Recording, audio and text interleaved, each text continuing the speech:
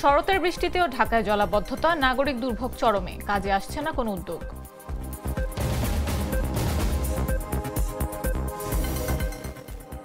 সারা দেশে জামায়াতের নারী কর্মীদের মোকাবিলায় মাঠে নামছে বিএনপি, নারী ভোটারদের গণজোয়ার তৈরিতে চলবে প্রচারণা।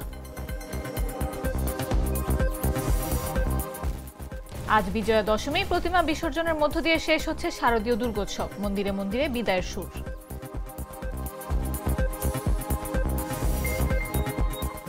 সব বাধা পেরিয়ে গাজার জলসীমায় ফ্লোটিলার জাহাজ, আটক কর্মীদের ইসরায়েলে নিয়ে যাচ্ছে কমান্ডোরা।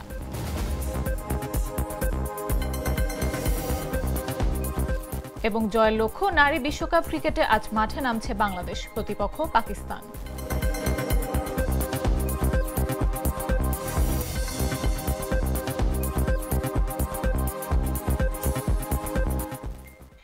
দুপুর ৩টা নিউজে সবাইকে আমন্ত্রণ। সাথে আছে আমি নাফিস Abdullah. Treat chocolate, treat moment, sweet moment. অল্প বৃষ্টিতেই ডুবে যায় আমাদের প্রিয় রাজধানী ঢাকার সড়কগুলো। যানজট, বিদ্যুৎ স্পৃষ্টে প্রাণহানি আর অসহনীয় জনদুর্ভোগ যেন নিত্যদিনের চিত্র। কোটি কোটি টাকা ব্যয়ের পরও জলাবদ্ধতা নিরসনে সিটি কর্পোরেশনের উদ্যোগ কার্যকর হচ্ছে না। এবার শরতের বৃষ্টিতেও রাজধানীর অলিগলি থেকে প্রধান সড়ক পর্যন্ত হাঁটু কোমর সমান পানি জমে নগরবাসীর ভোগান্তি চরমে। মুসা আহমেদের তথ্যচিত্রে বিস্তারিত জাগো ডেস্ক রিপোর্টে। মাঝারি বৃষ্টিতেই ঢাকার সড়ক ও অলিগলি তলিয়ে যায়, যান চলাচল স্থবির হয়ে পড়ে, জনজীবন হয় দুর্বিষহ। বর্ষা মৌসুমে জলবদ্ধতা নতুন কিছু নয়, তবে এবার শরতের বৃষ্টিতেও রাজধানী ডুবে যাচ্ছে হাঁটু কিংবা কোমর সমান পানিতে। গেল ২১ ও ২২ সেপ্টেম্বর টানা বৃষ্টিতে ঢাকার শতাধিক স্থানে জলবদ্ধতা সৃষ্টি হয়। বিমানবন্দর সড়ক, ফার্মগেট, মিরপুর উত্তরা, আগারগাঁও, কাজীপাড়া, নাখালপাড়া থেকে শুরু করে New Market, Azimpur, Green Road ও শান্তিনগর প্রধান সড়ক থেকে অলিগলি পর্যন্ত কোথাও হাঁটু, কোথাও কোমর সমান পানি জমে ঘণ্টার পর ঘণ্টা স্থায়ী হয়। নগরবাসীর অভিযোগ, প্রতি বছর কোটি কোটি টাকা ব্যয় হলেও সমস্যা একই রকম রয়ে গেছে। সড়কে ময়লা ও দুর্গন্ধযুক্ত পানিতে চলাচল করতে গিয়ে দুর্ঘটনা, এমনকি বিদ্যুৎ স্পৃষ্ট হয়ে প্রাণহানির ঘটনাও ঘটছে। সর্বশেষ ২২ সেপ্টেম্বর নাজিরা বাজারে জমা পানিতে বিদ্যুৎ স্পৃষ্ট হয়ে এক দোকান কর্মীর মৃত্যু হয়। ঢাকা উত্তর ও দক্ষিণ সিটি কর্পোরেশনের দাবি, জলাবদ্ধতা নিরসনে ড্রেন, নালা পরিষ্কার সহ বিভিন্ন প্রকল্প হাতে নেওয়া হয়েছে। ডিএনসিসি জানায়, চলতি অর্থ বছরে ২২১ কিলোমিটার ড্রেনেজ লাইন ও নর্দমা পরিষ্কার করা হয়েছে। ধানমন্ডি, মিরপুর ও কালশী এলাকায় নতুন ড্রেন নির্মাণ কাজ চলছে। অন্যদিকে ডিএসসিসি বলছে, পানি নিষ্কাশনে স্লুইস গেট, ফ্লাড গেট ও পাম্প স্টেশন অকেজো থাকায় পানি নামতে দেরি হচ্ছে। নিউ মার্কেট এলাকায় নতুন ড্রেনেজ লাইন তৈরির প্রকল্প শীঘ্রই বাস্তবায়ন করা হবে। তবে নগর বিশেষজ্ঞরা বলছেন, কেবল খাল ড্রেন সংস্কার নয়, বরং এই সমস্যা সমাধানে দীর্ঘমেয়াদী পরিকল্পনা দরকার। একই সঙ্গে নাগরিকদেরও সচেতন হতে হবে। পলিথিন ও প্লাস্টিক বর্জ্য ড্রেনে ফেলায় পানি নিষ্কাশন বাধাগ্রস্ত হচ্ছে বলেও মনে করছেন তারা। প্রতি বছরই নগর কর্তৃপক্ষ আশ্বাস দেয়, নাগরিকরা ভোগান্তির শিকার হন, আর সমস্যা আগের মতোই থেকে যায়। এখন প্রশ্ন হলো, কবে রাজধানীবাসী জলাবদ্ধতার এই অভিশাপ থেকে মুক্তি পাবে? নিউজ ডেস্ক, জাগো নিউজ। শরতের বৃষ্টিতেও ঢাকায় তৈরি হচ্ছে জলাবদ্ধতা, কাজে আসছে না কোনো উদ্যোগ। এই বিষয় নিয়ে আলোচনার জন্য আমাদের সঙ্গে স্টুডিওতে উপস্থিত আছেন জাগো নিউজের সিনিয়র রিপোর্টার মুসা আহমেদ। মুসা, স্বাগত আপনাকে। জি, আপনাকে ধন্যবাদ। প্রতিবেদনটিতে যেমনটি দেখছিলাম, তারপর ভিত্তি করে আপনার কাছে জানতে চাচ্ছি, মানে প্রতি বছর কোটি কোটি টাকা ব্যয় করেও জলাবদ্ধতার কোনো স্থায়ী সমাধান পাওয়া যাচ্ছে না। এটা কি পরিকল্পনাগত, না অর্থনৈতিক কোনো কিছু, নাকি কি ধরনের ব্যর্থতা আসলে এখানে রয়ে যাচ্ছে বলে আপনি মনে করেন? ধন্যবাদ আপনাকে। আপনি জানেন যে ঢাকা শহরে প্রায় ২ থেকে ২.৫ কোটি মানুষ কিন্তু এই শহরে বসবাস করে। এই শহরে যে বড় দাগে যে কয়েকটা সমস্যা আছে, এর মধ্যে কিন্তু জলাবদ্ধতার সমস্যাটা অন্যতম। এই জলাবদ্ধতা সমস্যা শুধু বর্ষার মৌসুমটাতে আমরা দেখি, তবে আগে যেখানে বর্ষার মৌসুমটা একটা নির্দিষ্ট সময়ে বৃষ্টিপাত হতো, এখন কিন্তু দেখা যাচ্ছে যে আপনার বছরের মার্চ এপ্রিল থেকেই হচ্ছে কিন্তু বৃষ্টি শুরু হয়, সেটা নভেম্বর পর্যন্ত গিয়েও বৃষ্টিপাত হচ্ছে। অর্থাৎ বর্ষা মৌসুমটা এখন প্রায় ৬ মাসের বেশি সময় কিন্তু বৃষ্টি হয় বিভিন্ন সময়ে। এই বৃষ্টির ফলে আপনার ঢাকা শহরে কিন্তু আপনার পানি শোষণ করার মতো সেই খালি জমি কোথাও নাই। বৃষ্টি হয়, সেটা কিন্তু গড়িয়ে সব নালা যাচ্ছে, ডোবা যাচ্ছে। গ্রাম অঞ্চলে বৃষ্টি হলে কি হয়, সেগুলো হচ্ছে পুকুরে যায়, জিলে যায়, অথবা মাটি হচ্ছে পানিটা শুষে নেয়। কিন্তু ঢাকা শহরে কিন্তু সেই সুযোগটা নেই, যার কারণে হচ্ছে আপনার সব পানি আপনার ড্রেনে যাচ্ছে। একই সঙ্গে আমাদের যে বিদ্যমান যে ড্রেনেজ ব্যবস্থা আছে, সেই ড্রেনেজ ব্যবস্থায় কিন্তু দেখা যাচ্ছে যে অধিকাংশ ড্রেনেজ ব্যবস্থায় আরও 20-30 বছর আগের তৈরি করা। তো এখন একদিক দিয়ে হচ্ছে আমাদের জমির পরিমাণ, পানি শোষণ ক্ষমতা কমছে, আরেক দিক দিয়ে হচ্ছে বিদ্যমান আগের যে ড্রেনেজ ব্যবস্থাতে পানি যাবে সেই জায়গাগুলোও কিন্তু বিভিন্ন জায়গায় ভেঙে যাচ্ছে, ভরাট হয়ে যাচ্ছে, যার কারণে পানিগুলো দ্রুত সময়ের মধ্যে আশেপাশের বিলে বা খাল অথবা নদীতে যেতে পারছে না, যার কারণে প্রতি বছরই কিন্তু এই জলাবদ্ধতাটা সৃষ্টি হয়। তো আমরা দেখেছি যে প্রতি বছরই ঢাকার 2 সিটি কর্পোরেশন বছরের শুরুতেই তারা হচ্ছে আপনার জলাবদ্ধতা নিরসনে বিভিন্ন ধরনের পদক্ষেপ নিয়ে থাকে, প্রকল্প নিয়ে থাকে। তারা এই প্রকল্পগুলোর মাধ্যমে কিন্তু কোটি কোটি টাকা হচ্ছে খরচ করে, কিন্তু সেই অনুপাতে কিন্তু নগরের মানুষ সেই সেবাটুকু পায় না।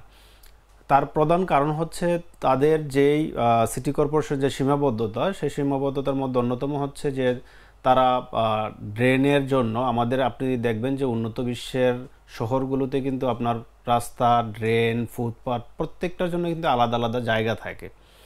ঢাকা শহরে কিন্তু সেই ব্যবস্থাপনাটা নেই। একই জায়গার মধ্যে ড্রেনের ব্যবস্থা করতে হয়, আপনার বিদ্যুতের ব্যবস্থা, পানির লাইন যেগুলো বাসা বাড়িতে সরবরাহ করে একই জায়গা দিয়ে। তা আপনার সেই অবকাঠামোগত উন্নয়নের কাজটা ঠিকমতো সিটি কর্পোরেশন করতে পারে না। আবার হচ্ছে তাদের সেই পরিমাণ বাজেটেরও কিন্তু একটা ঘাটতি থাকে। এত বড় একটা শহরের মধ্যে 2 কোটি মানুষ বসবাস করে। আপনার বিশ্বের অনেক দেশ আছে, যে অনেক দেশও এত জনসংখ্যা নাই যেই পরিমাণ জনসংখ্যা আমাদের ঢাকায় আছে, বা যেই পরিমাণ পানি আমরা ব্যবহার করি প্রতিদিন, অনেক দেশতে সেই পরিমাণ পানি ব্যবহার করা হয় না। এই জলাবদ্ধতার ফলে আপনার এখন পরিস্থিতি এমন হয়েছে যে এখন বৃষ্টি হলেই কিন্তু আপনার জলাবদ্ধতা বিভিন্ন এলাকায় তৈরি হয়ে যাচ্ছে। তো আমরা গত কিছুদিন আগে দেখেছি যে, এবং গতকালও আপনারা দেখেছেন যে বৃষ্টি হওয়ার পরে ঢাকার বিভিন্ন জায়গায় কিন্তু জলাবদ্ধতা হচ্ছে। এর মধ্যে যদি আপনাকে একটা উদাহরণ দিই, যে নিউ মার্কেট এলাকা, প্রতি বছরই বৃষ্টি হয়, সেখানে কিন্তু হাঁটু থেকে কোমর পানি পর্যন্ত হয়ে যাচ্ছে। মিরপুরের বিভিন্ন এলাকা আছে, পুরান ঢাকার নাজিমউদ্দিন রোড সহ আশেপাশের এলাকায় কিন্তু বৃষ্টি হলে হাঁটু পানি, কোমর পানি হয়ে যায়। ইভেন এই সমস্ত এই যে জলাবদ্ধতার কারণগুলোতে কিন্তু আপনার কারণে বিদ্যুতের তার হচ্ছে অনেক সময় অনেক জায়গায় পানিতে লেগে থাকে এবং মৃত্যুর ঘটনা কিন্তু ঘটছে। সপ্তাহে অনেক আগে এমন একটা ঘটনাও কিন্তু পুরান ঢাকায় ঘটছে। এর 2 বছর আগে মিরপুরে একই পরিবারের 4 জনে কিন্তু বিদ্যুৎস্পৃষ্ট হয়ে মানুষ হচ্ছে মারা যায়। এই যে দুর্ঘটনা, এই যে ভোগান্তি, সেটাই কিন্তু এই নগরের মানুষ যারা আছে তাদের সবাইকে কিন্তু ভোগান্তির শিকার হতে হচ্ছে। এই ভোগান্তি লাগাবে সিটি কর্পোরেশন যে পরিকল্পনাগুলো নিয়ে থাকে, তাদের পরিকল্পনার ঘাটতি আছে। আবার এটাও সত্য যে তাদের যে কাজ করবে পর্যাপ্ত পরিমাণ সেই জায়গা অনুযায়ী নতুন ড্রেনেজ ব্যবস্থা তৈরি করবে, সেই জায়গাটুকু তারা ওভাবে তৈরি করতে পারে না। দ্বিতীয়ত হচ্ছে আপনার তাদের বাজেটেরও সীমাবদ্ধতা থাকে। আরেকটি বিষয় যেটি সিটি কর্পোরেশন বরাবরই বলে আসছে, এবং কি আপনার নগর পরিকল্পনাবিদ যারা আছেন, এই নগর নিয়ে যারা গবেষণা করেন, তাদের একটা বক্তব্য হচ্ছে যে এই শহরে জলাবদ্ধতা নিরসন একার পক্ষে সিটি কর্পোরেশনের পক্ষে সম্ভব নয়। কারণ আপনি, আমি বা আমরা যারা এই নগরে বসবাস করি, আমরা কিন্তু ওইভাবে সচেতন না। আমাদের প্রতিদিনের যে মানে আমরা যখন বাসা থেকে বের হয়ে কোনো চিপসের প্যাকেট হোক, পলিথিন হোক, অথবা কোনো পানীয় জাতীয় যে বোতলগুলো আছে, প্লাস্টিকের বোতল, আমরা কিন্তু সেগুলো ব্যবহার করে কিন্তু রাস্তায় ছড়িয়ে ফেলছি, ফুটপাতে ছড়িয়ে ফেলি। সিটি কর্পোরেশন একটা নির্দিষ্ট সময় পরিষ্কার করে, কিন্তু তার আগে দেখা যাচ্ছে যে বৃষ্টি হলে সেগুলো কিন্তু বেশে সবচেয়ে ড্রেনে নালায় পড়ছে। তারপর পানি যে পরিষ্কার হবে, পানিগুলো যে মানে প্রবাহটা কিন্তু আর হচ্ছে না। সব যখন একসঙ্গে ড্রেনেজে যেয়ে পড়ছে, তখন কিন্তু এই পানিগুলো সরে যেতে পারছে না, তখন কিন্তু আপনার এই জলাবদ্ধতা তৈরি হয়। এবং সিটি কর্পোরেশনের বিভিন্ন সময় বিভিন্ন ড্রেন নালাতে নিজেরা যেখানে দেখে যে আপনার হুট করে পানি বন্ধ হয়ে গেছে, ড্রেনে পানি প্রবাহ হচ্ছে না, তারা কিন্তু ওই ড্রেনে নেমে সেগুলো পরিষ্কার করে দেখে যে সবই হচ্ছে প্লাস্টিক, পলিথিন। এই প্লাস্টিক পলিথিনটা কে ফেলেছে? নিশ্চয়ই শহরে যারা বসবাস করে তারাই ফেলেছে। সিটি কর্পোরেশন সেগুলো পরিষ্কার করে, কিন্তু তাদেরও সীমাবদ্ধতা, তাদের এক হচ্ছে আর্থিক সীমাবদ্ধতা, আরেকটা হচ্ছে তাদের পর্যাপ্ত জনবলও নেই, পরিকল্পনার তাদের ঘাটতি রয়েছে। যেমন ঠিক তেমনই হচ্ছে আমাদের নাগরিকরাও কিন্তু এই জলাবদ্ধতার জন্য আমরা দায়ী। আমরা যত্রতত্র সে পলিথিন, প্লাস্টিক যদি না ফেলি, সেক্ষেত্রে অনেকাংশই আমরা দেখেছি যে কমে আসবে। আর এই বিষয়গুলা সিটি কর্পোরেশন তাদের জায়গা থেকে যেমন চেষ্টা করছে, ঠিকইভাবে আমাদেরও সেভাবে যদি আমরা সচেতন হই, সেটা হয়তো এই জলাবদ্ধতা কমিয়ে আনা সম্ভব হবে। আরেকটা বিষয় যেটা বলেছেন যে এই জলাবদ্ধতা থেকে আসলে মুক্তির উপায়টা কি, মুক্তির উপায় নিশ্চয়ই আসছে। তো এই বিদ্যমান শহরের কাঠামো মুক্তির উপায়টা আমার মনে হচ্ছে, বা নগর নিয়ে যারা গবেষণা করেন তাদেরও মনে হচ্ছে, বিদ্যমান শহর দিয়ে সেই জলাবদ্ধতা নিরসনটা খুব বেশি সম্ভব হবে বলে মনে হয় না। কারণ হচ্ছে এই শহরের অবকাঠামো কোনো কিছুরই ঠিক নেই।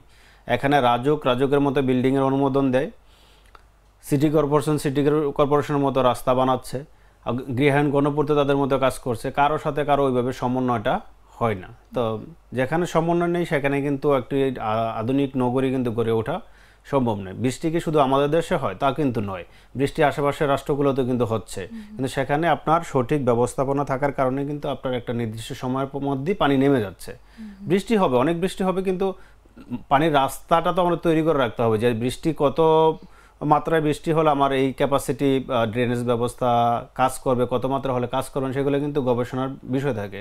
তো আমাদের দেশে সেই গবেষণারও ঘাটতি রয়েছে। যেমন ঠিক তেমনই যদি আমরা ভবিষ্যতে এই জলাবদ্ধতা থেকে মুক্তি চাই, সেই জলাবদ্ধতা থেকে মুক্তি চাইতে গেলে আমাদেরকে দীর্ঘমেয়াদী পরিকল্পনা যেমন নেওয়া দরকার, ঠিক তেমনই হচ্ছে এই সিটি কর্পোরেশনকে আরও গবেষণাধর্মী বা আরও হচ্ছে বা অবকাঠামো উন্নয়নের তাদের যে ড্রেনেজ নালা ব্যবস্থাপনা সেটাকে আরও কার্যকর করা এবং কি নতুন নতুন নালা তৈরি করা, বিদ্যমান যেটুকু জায়গা আছে সীমাবদ্ধতার মধ্যেই তাদের এই কাজগুলো করতে হবে।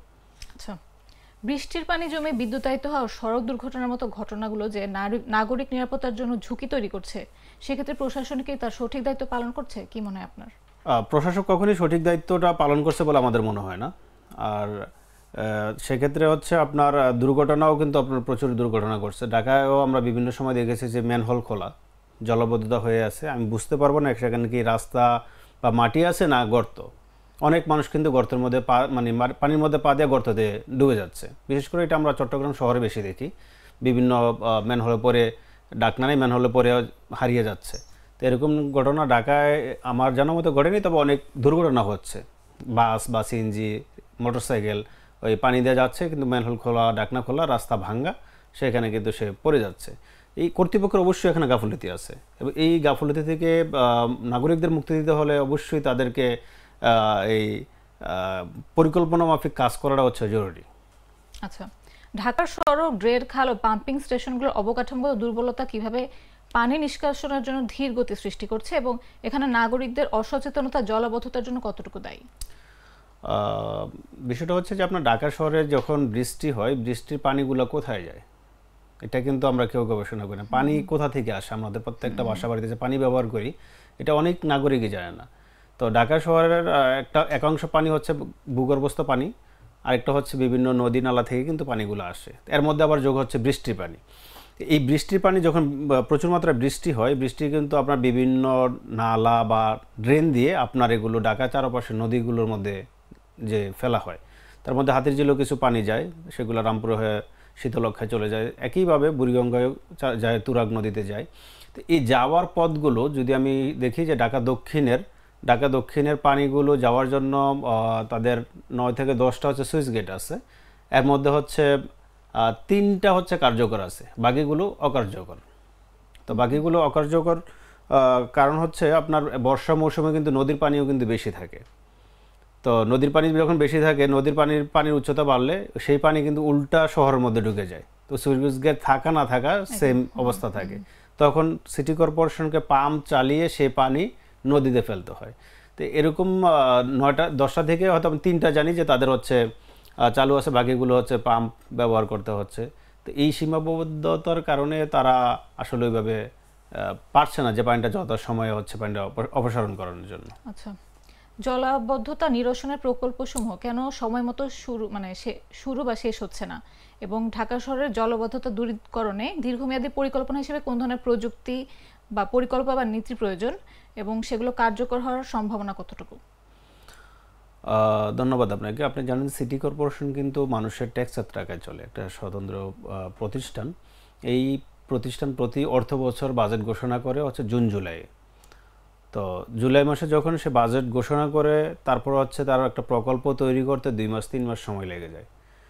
প্রকল্প তৈরি করে সেটা টেন্ডার করা, আবার কাজটা বাস্তবায়ন করতে করতে তাদের বছর শেষ, আবার নতুন বছর আসে, আবার নতুন করে বাজেট করে, যার কারণে কিন্তু একই সমস্যা প্রতি বছরে রয়েছে। বিগত বছরে কি কাজ হয়েছে, সামনের বছরে কি হবে, কোনো প্রকল্পের সাথে কোনো প্রকল্পর কিন্তু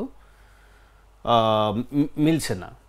যেমন আপনার যদি ছোট করে বলি যে আপনার নাজিমউদ্দিন রোড, আপনার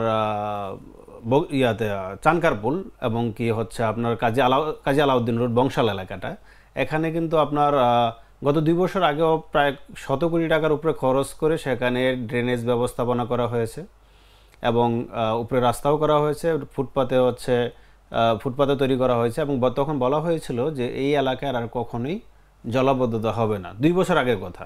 কিন্তু এখন এই বছরও দেখলাম যে সেখানে জলাবদ্ধতা হাঁটু থেকে কোমর পানি পর্যন্ত হয়ে গেছে।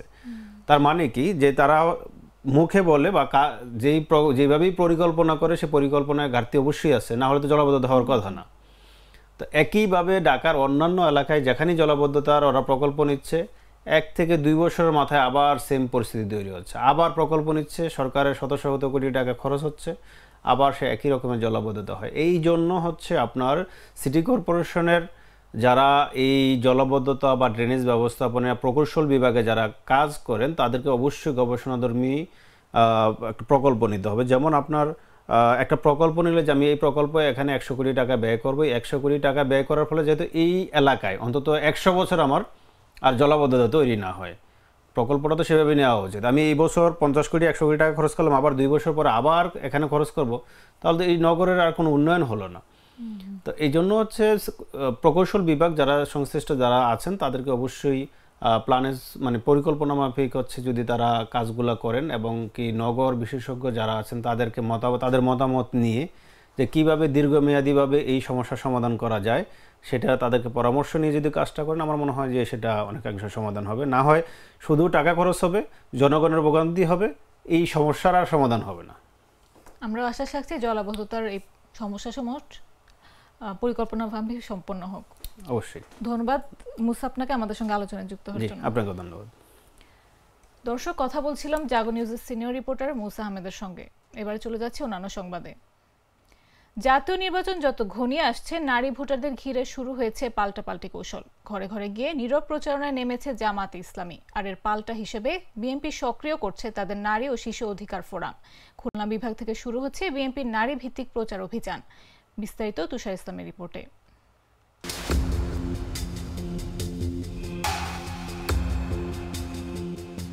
সময় যত গড়াচ্ছে জাতীয় নির্বাচনকে ঘিরে রাজনৈতিক অঙ্গন যেন রূপ নিচ্ছে এক থ্রিলার কাহিনীতে।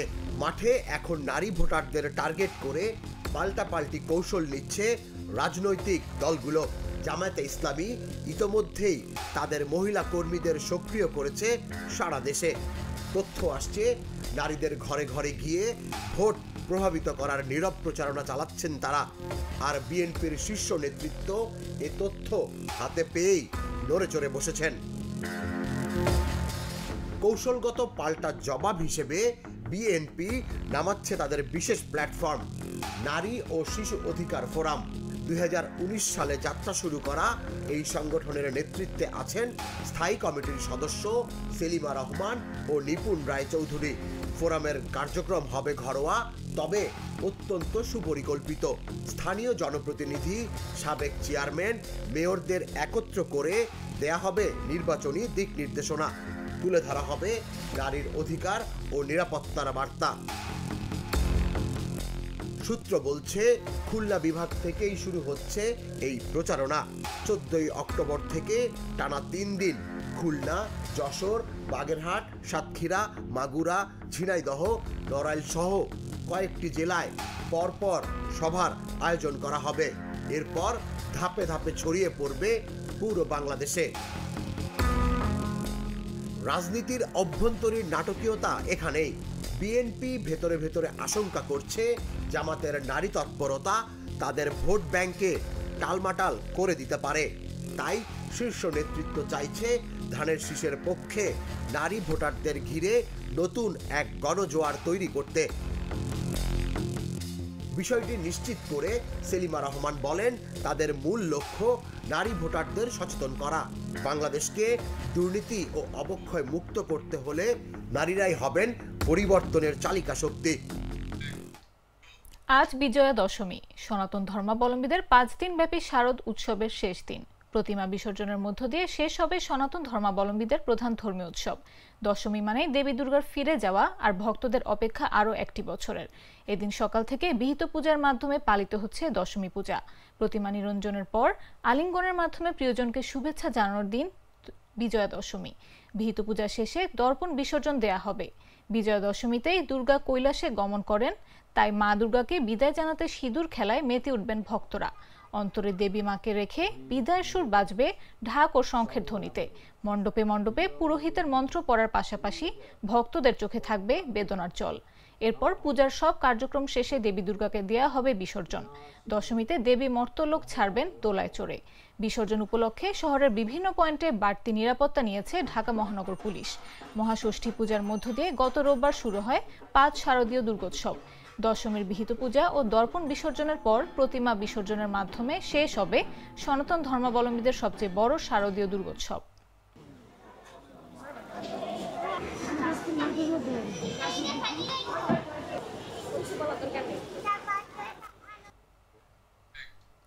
বিজয়া দশমীর সবশেষ খবর জানাতে এই মুহূর্তে ঢাকেশ্বরী মন্দিরে আছেন সহকর্মী ইসমাইল সিরাজি। সরাসরি যাচ্ছি তার কাছে। বিসর্জনের মধ্য দিয়ে শেষ হচ্ছে সনাতন ধর্মাবলম্বীদের সবচেয়ে বড় উৎসব শারদীয় দুর্গাপূজা। আজ বিদায়ের সুরে এই বিজয়া দশমীতে আমরা এই মুহূর্তে রয়েছি ঢাকেশ্বরী মন্দিরে। সকালবেলা বিহিত পূজা এবং সিঁদুর উৎসব সেটি কিন্তু হয়েছে।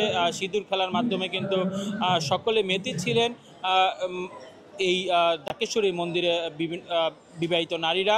এছাড়াও আমরা এই মুহূর্তে আপনাদের যদি জানানোর চেষ্টা করি যে আর কিছুক্ষণ পর কিন্তু এই পূজা মণ্ডপ থেকে দেবীকে নিয়ে বিসর্জনের উদ্দেশ্যে কিন্তু যে শোভাযাত্রা, সেই শোভাযাত্রা কিন্তু বের করা হবে। এই শোভাযাত্রা ঘিরে কিন্তু আইনশৃঙ্খলা বাহিনী ব্যাপক তৎপর রয়েছে। আমরা র্যাব, পুলিশ এবং বিভিন্ন আইনশৃঙ্খলা বাহিনী এই শোভাযাত্রার নিরাপত্তায় কিন্তু তারা দায়িত্ব পালন করছেন। তো দর্শক, এই ছিল ঢাকেশ্বরী মন্দির থেকে সর্বশেষ চিত্র। ঢাকেশ্বরী মন্দির থেকে জানাচ্ছিলেন ইসমাইল সিরাজি। প্রতিমা বিসর্জনের জন্য প্রস্তুত ওয়াইজঘাট। এই মুহূর্তে ওয়াইজঘাটে আছেন সহকর্মী রাকিব হাসান। সরাসরি যাচ্ছি তার কাছে। আমি একটু জানিয়ে দেই যে আজকে সনাতন ধর্ম অবলম্বীদের যে সর্বোচ্চ ধর্মীয় উৎসব যেটি দুর্গা উৎসব এবং এই দুর্গা পূজার কিন্তু আজকে শেষ দিন। আজকে বিজয়া দশমী এবং আজকে এই প্রতিমা বিসর্জনের মধ্য দিয়ে শেষ হতে যাচ্ছে সনাতন ধর্ম অবলম্বীদের সবচেয়ে বড় ধর্মীয় উৎসব বিজয়া দশমী। দর্শক, আমি এই মুহূর্তে অবস্থান করছি রাজধানীর ওয়াইজঘাটে এবং ওয়াইজঘাটে আপনারা জানেন যে আজকে এই ঢাকা শহরে যে কয়টি পূজা মণ্ডপ রয়েছে, প্রায় প্রত্যেকটি পূজা মণ্ডপের বেশিরভাগ প্রতিমা কিন্তু এই ওয়াইজঘাট থেকে বিসর্জন দেওয়া হবে। পাশাপাশি রাজধানীর বসিলা এবং তুরাগ সহ এই বুড়িগঙ্গার যে আশেপাশে যেসব অঞ্চলগুলো রয়েছে সেখান থেকে কিন্তু এই প্রতিমা বিসর্জন করা হবে। আমরা যদি একটু দেখাই যে এই প্রতিমা বিসর্জনকে কেন্দ্র করে ওয়াইজঘাটে এরই মধ্যে নিরাপত্তা ব্যবস্থা জোরদার করা হয়েছে। সকাল থেকেই আমাদের কাছে যে তথ্য রয়েছে সেই তথ্য অনুযায়ী বলা হচ্ছে যে বিকেল 4টা নাগাদ রাজধানীর বিভিন্ন মন্দির থেকে এখানে নিয়ে আসা হবে প্রতিমা এবং এখানে বিসর্জন দেওয়া হবে। এই ছিল রাজধানীর ওয়াইজঘাট থেকে সর্বশেষ তথ্য। লালমনিরহাটের সদর উপজেলার কালীবাড়ি এলাকায় একই প্রাঙ্গণের শতবর্ষী মন্দির আর মসজিদ ধর্মীয় সম্প্রীতির এক জীবন্ত নিদর্শন। পূজা নামাজ একসঙ্গে চলে এখানে। পরস্পরের প্রতি শ্রদ্ধা ও সহযোগিতায় গড়ে উঠেছে অনন্য সহাবস্থান, যা দেখতে ভিড় জমাচ্ছেন দূর দূরান্তের দর্শনার্থীরা। লালমনিরহাট প্রতিনিধির পাঠানো তথ্যচিত্রে বিস্তারিত জাগো ডেস্ক রিপোর্টে।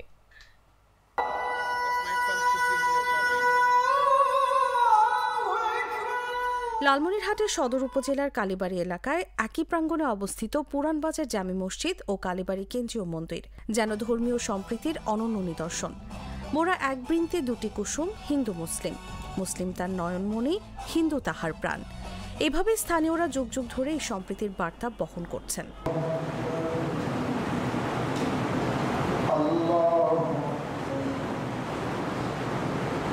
1836 সালে প্রতিষ্ঠিত মন্দিরের পাশে পাকিস্তান আমলে মুসলিম ব্যবসায়ীরা মসজিদ নির্মাণ করেন। সেই সময় থেকে আজও একই প্রাঙ্গণে চলে দুই ধর্মের উপাসনা। পূজা শুরুর আগে মসজিদ ও মন্দির কমিটি পরস্পরের সঙ্গে আলোচনা করে পূজার সময়সূচি নির্ধারণ করেন। নামাজ চলাকালীন মন্দিরের ঢাক ঢোল বন্ধ থাকে এবং নামাজ শেষে পূজা শুরু হয়।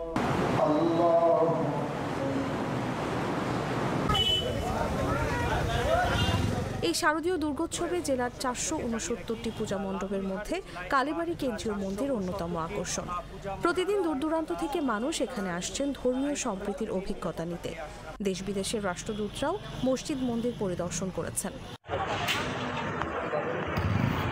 মন্দিরের প্রধান শ্রী শঙ্করচন্দ্র মসজিদের ইমাম আলাউদ্দিন জানান, শত বছরের ঐতিহ্য ধরে দুই সম্প্রদায় মিলেমিশে একাকার হয়ে আছে। মসজিদে আজান হয়, নামাজ হয়, যথারীতি আমাদের ঢাকঢোল বাদ্যযন্ত্র বন্ধ থাকে। আবার যখন নামাজ শেষ হয়ে যায় আবার আমাদের ঢাকঢোল বাদ্যযন্ত্র বাজিয়ে আমরা সুন্দরভাবে পূজা অর্চনা করি। দর্শনার্থীরা জানালেন, এটি অন্যরকম এক অনুভূতি, যেখানে ধর্মীয় সহাবস্থান শিক্ষার পাঠশালা হয়ে দাঁড়িয়েছে। হ্যাঁ, পরিবার সহ আসছি, সবাই মিলে ভালোই কাটাচ্ছি, এবার বুঝে ভালোই আনন্দ করতেছি। লালমনিরহাটের এই মসজিদ মন্দির শুধু উপাসনালয় নয়, বরং শান্তি ও সম্প্রীতির এক অনন্য জীবন্ত নিদর্শন। নিউজ ডেস্ক, জাগো নিউজ। গ্লিটারের টুইন লেমন ও অ্যান্টিব্যাকটেরিয়াল ফর্মুলা বাসনকে চকচকে জীবাণুমুক্ত করে আমাদের দেয় গ্লিটার গ্যারান্টি। বঙ্গোপসাগরে সৃষ্টি হওয়া সুস্পষ্ট লঘুচাপটি ঘনীভূত হয়ে নিম্নচাপে পরিণত হয়েছে। এর প্রভাবে মোংলা উপকূলে ঝোড়ো হাওয়া সহ বৃষ্টিপাত হচ্ছে। এছাড়া মোংলার সমুদ্র বন্দরকে 3 নম্বর স্থানীয় সতর্ক সংকেত দেখিয়ে যেতে বলেছে আবহাওয়া অধিদপ্তর। বৃহস্পতিবার দুপুর 12টার দিকে নিম্নচাপটি মোংলা বন্দর থেকে 735 কিলোমিটার দক্ষিণ পশ্চিমে অবস্থান করছে। এর প্রভাবে মোংলা বন্দর সহ সংলগ্ন বঙ্গোপসাগর ও সুন্দরবন উপকূলে গতকাল বুধবার গভীর রাত থেকে ঝোড়ো হাওয়া সহ বৃষ্টিপাত হচ্ছে। এছাড়া আজ ভোর থেকে আকাশে সূর্যের দেখা মেলেনি। নিম্নচাপের প্রভাবে সাগর উত্তাল থাকায় গভীর সাগর ও সুন্দরবনের নদী খালে মাছ ধরতে যাওয়া জেলে মাঝি মাল্লাদের নিরাপদে থাকার নির্দেশনা দিয়েছে আবহাওয়া অফিস।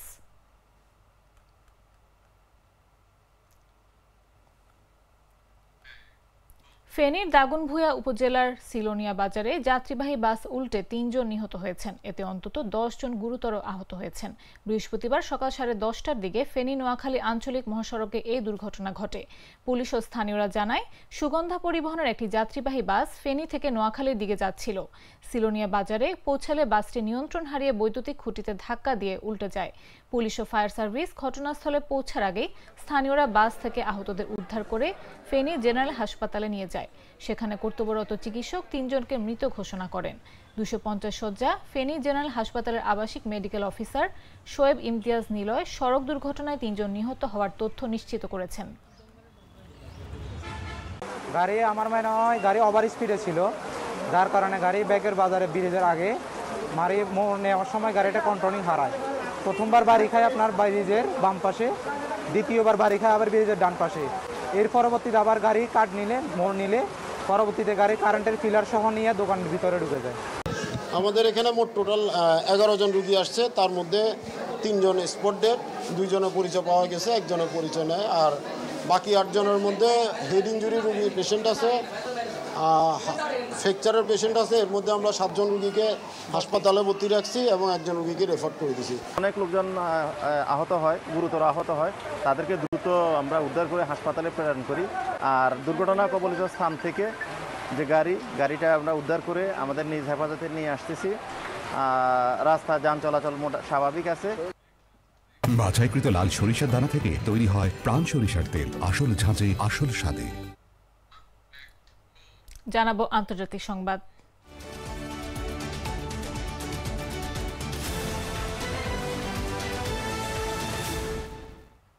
সব বাধা পেরিয়ে গাজার জলসীমায় ঢুকলো গ্লোবাল সুমুদ ফ্লোটিলার জাহাজ মিকেনো। পথে রয়েছে আরও 23টি। Global Sumud flotilla live tracker অনুযায়ী মিকেনো নামে ওই জাহাজ বর্তমানে গাজার জলসীমায় অবস্থান করছে, তবে সেটি ইসরায়েলি বাহিনীর হাতে পড়েছে কিনা তা স্পষ্ট নয়। এদিকে সুমুদ ফ্লোটিলার জাহাজ থেকে আটক কর্মীদের ইসরায়েলে নিয়ে যাচ্ছে দেশটির কমান্ডোরা। আটক কর্মীদের মধ্যে সুইডিশ পরিবেশবাদী আন্দোলনকারী গ্রেটা থুনবার্গও রয়েছেন। বৃহস্পতিবার এ তথ্য জানিয়েছে ইসরায়েলি পররাষ্ট্র মন্ত্রণালয়। সংস্থাটির দাবি, আটক সবাই নিরাপদ ও সুস্থ আছেন। তাদের শান্তিপূর্ণভাবে ইসরায়েলে নিয়ে যাওয়া হচ্ছে। ইসরায়েলের পক্ষ থেকে আরও জানানো হয়েছে, আটক ব্যক্তিদের ইউরোপে পাঠাতে ডিপোর্টেশন প্রক্রিয়া শুরু করা হবে। খবরে বলা হয়েছে, গেল রাত থেকে ইসরায়েলি নৌকমান্ডোরা ফ্লোটিলার অন্তত ৪৪টির মধ্যে ২১টি নৌযান আটক করেছে।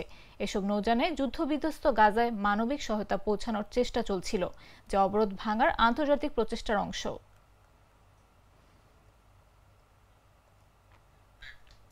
জেনজি বিক্ষোভে উত্তাল মরক্কোয় গুলিবিদ্ধ হয়ে ২ জন নিহত হয়েছেন। জনস্বাস্থ্য শিক্ষা খাতে সংস্কারের দাবিতে মরক্কোয় চলমান জেনজি বিক্ষোভ সহিংসতায় রূপ নিয়েছে। দেশটির দক্ষিণাঞ্চলে একদল বিক্ষোভকারী পুলিশ স্টেশনে হামলার চেষ্টা করলে নিরাপত্তা বাহিনী প্রতিরোধ করতে তাদের উপর গুলি চালায়। এতে ২ জন গুলিবিদ্ধ হয়ে নিহত হয়েছেন। দেশটির স্বরাষ্ট্র মন্ত্রণালয় বরাতে জানা গেছে, মঙ্গলবার রাতে জেনজি আন্দোলনকারীরা ছুরি, পেট্রোল বোমা ও পাথর নিয়ে পুলিশের সঙ্গে সংঘর্ষে জড়ালে সারা দেশে ৪০৯ জনকে গ্রেফতার করা হয়েছে। বিক্ষোভে নিরাপত্তা বাহিনীর ২৬৩ সদস্য ও অন্তত ২৩ জন সাধারণ নাগরিক আহত হয়েছেন। এ সময় বিক্ষোভকারীরা গাড়িতে আগুন দেয়, দোকানপাট ভাঙচুর করে এবং ব্যাংকের ভবন লুটপাটের ঘটনা ঘটিয়েছে। মোট ১৪২টি নিরাপত্তা বাহিনীর গাড়ি ও ২০টি ব্যক্তিগত গাড়ি পুড়িয়ে দেওয়া হয়। এ বিক্ষোভের ডাক দিয়েছে অনলাইনে সংগঠিত এক যুবগোষ্ঠী, যারা নিজেদের জেনজি ২১২ নামে পরিচিত করছে। টিকটক, ইনস্টাগ্রাম ও ডিসকর্ডের মতো সামাজিক মাধ্যমে তারা সমাবেশের আহ্বান জানায়।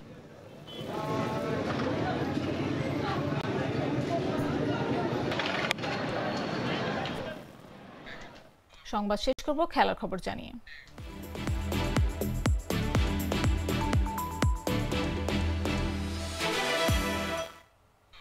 দুই দিন আগে নারী বিশ্বকাপ শুরু হলেও বাংলাদেশের বিশ্বকাপ শুরু হচ্ছে আজ। কলম্বোয় আজ নিজেদের প্রথম ম্যাচে মাঠে নামছে নিগার সুলতানার দল। প্রতিপক্ষ পাকিস্তান। বাংলাদেশ যে দুটি ম্যাচকে জয়ের লক্ষ্য বানিয়েছে তার মধ্যে এটি একটি। পাকিস্তানকে হারিয়ে বিশ্বকাপটা শুরু করতে চায় বাংলাদেশ নারী দলের ক্রিকেটাররা। বাংলাদেশ ও পাকিস্তান দুই দলই এবারের বিশ্বকাপের মূল পর্বে উঠেছে বাছাই পর্বের লড়াই পেরিয়ে। শেষ ৪ ওয়ানডেতে দু দলই জিতেছে ২টি করে ম্যাচ। এমনকি এক ম্যাচে সুপার ওভারেরও প্রয়োজন হয়েছিল। সব মিলিয়ে দুই দলকে সমান শক্তির প্রতিপক্ষ বলছে ক্রিকেট বিশ্লেষকরা।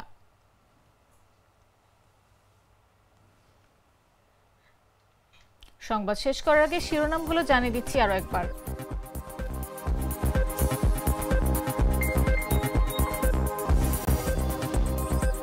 শরতের বৃষ্টিতেও ঢাকায় জলাবদ্ধতা, নাগরিক দুর্ভোগ চরমে, কাজে আসছে না কোনো উদ্যোগ।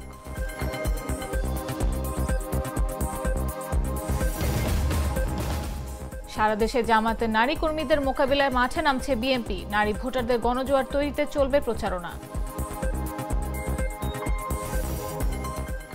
আজ বিজয়া দশমী। প্রতিমা বিসর্জনের মধ্য দিয়ে শেষ হচ্ছে শারদীয় দুর্গোৎসব। মন্দিরে মন্দিরে বিদায়ের সুর।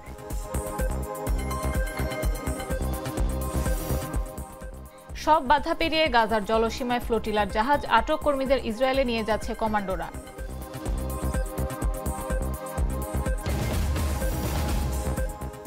এবং জয়ের লক্ষ্য নারী বিশ্বকাপ ক্রিকেটে আজ মাঠে নামছে বাংলাদেশ প্রতিপক্ষ পাকিস্তান।